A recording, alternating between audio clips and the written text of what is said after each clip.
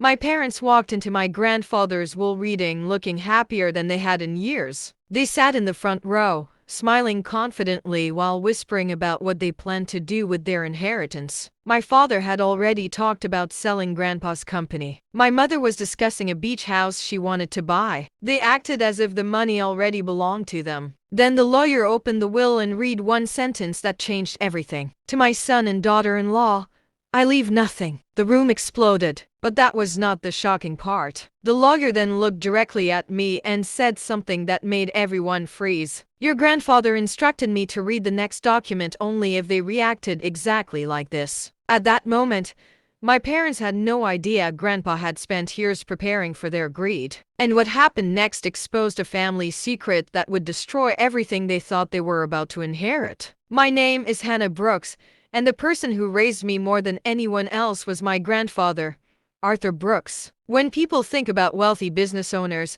they usually imagine expensive suits, luxury cars, and giant mansions. Grandpa was the complete opposite. He built one of the largest construction companies in our state, but he still drove an old pickup truck and spent most mornings drinking coffee at the same small diner he had visited for 20 years. What made him special was not his money. It was the way he treated people. He remembered birthdays. He helped neighbors without being asked. He paid for college scholarships for employees' children and never told anyone about it. To me, he was more than a grandfather. He was my best friend. Unfortunately, not everyone in the family saw him that way. My parents, Michael and Karen Brooks, always seemed interested in one thing whenever Grandpa was involved: his money. As a child, I did not understand it. I thought adults simply talked about finances more often. But as I got older, I started noticing a pattern. Whenever Grandpa invited us over for dinner, my father eventually brought up business assets. Whenever Grandpa mentioned retirement plans, my mother suddenly became interested in visiting. Every conversation somehow returned to inheritance. The older Grandpa became, the worse it got. When he turned 78, he developed heart problems. The doctors told him to slow down and avoid stress. That was when people began revealing who they really were. I started helping him whenever I could. I drove him to appointments. I picked up groceries. Sometimes I simply sat with him for hours because I knew he was lonely. Meanwhile, my parents became increasingly distant. Weeks would pass without them calling. Months would pass without them visiting. Yet every time rumors spread about Grandpa updating his estate plans, they somehow found time to show up. One afternoon, about a year before he died, Grandpa and I were sitting on his porch watching the sunset. He stared across the yard quietly before asking me a strange question. Hannah, how do you know if someone truly loves you? I remember thinking for a moment. Because they stay when there is nothing to gain. A small smile appeared on his face. Exactly. At the time, I thought it was just another one of his life lessons. Later, I realized he was talking about something much bigger. Over the following months, Grandpa's health continued declining. One day he called and asked me to come over immediately. When I arrived, his attorney, Daniel Reynolds, was sitting at the kitchen table beside him. Stacks of paperwork covered the surface. Grandpa looked serious. More serious than I had ever seen him. Hannah,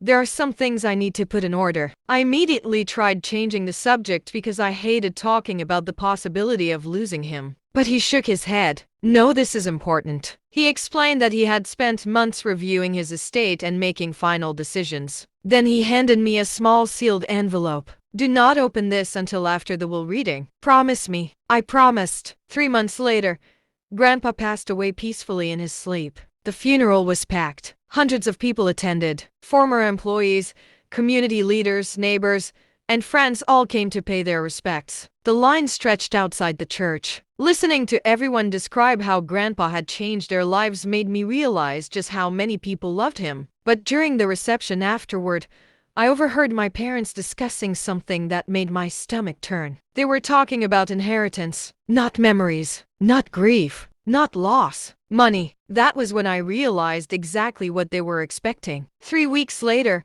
we gathered inside Daniel Reynolds' law office for the official reading of the will. My parents arrived early. They sat directly in front of the lawyer's desk. The confidence on their faces was impossible to miss. My father even joked about finally retiring early. Everyone settled into their seats. Daniel opened the file and began reading. Several charities received donations. Longtime employees were given generous gifts. Close friends received personal keepsakes. My parents remained calm. They clearly believed the largest portion was still coming. Then Daniel reached the next section. He paused, adjusted his glasses, and read the words that changed everything. To my son Michael Brooks and his wife Karen Brooks, I leave nothing. Silence lasted about 2 seconds. Then chaos erupted. My mother shot out of her chair. As he began reading, the atmosphere completely changed. If this letter is being read today, then my son has confirmed what I feared for many years, that he valued my wealth more than our relationship.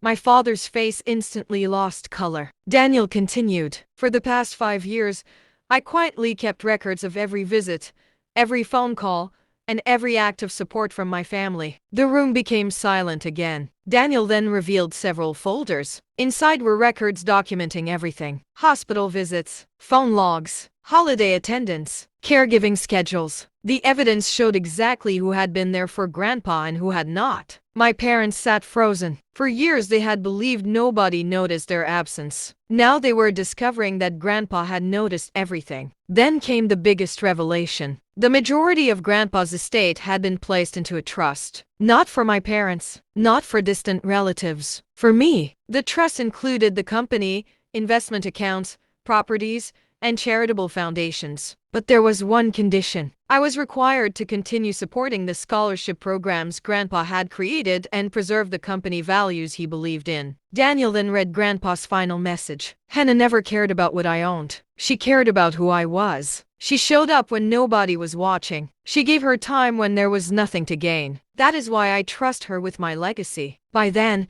tears were running down my face. Not because of the money, because Grandpa had understood something I never realized he was paying attention to. Across the room, my parents looked completely defeated. For the first time in their lives, they could not argue their way out of the truth. Then Daniel handed me the sealed envelope Grandpa had given me months earlier. My hands shook as I opened it. Inside was a short note. One final lesson. People show their true character when money enters the room. Watch carefully, then decide who deserves a place in your future. Love always, Grandpa. I looked up from the note and immediately saw my parents staring at me. Not with pride, not with regret, with anger. In that moment, I understood exactly what Grandpa wanted me to see. The inheritance had never been the point. The truth was, over the next year, my parents challenged the will repeatedly. Every case failed. Every accusation collapsed. Grandpa had prepared for everything. Eventually, they stopped fighting. The company continued growing. The scholarship fund expanded. Hundreds of students received opportunities they otherwise would never have had.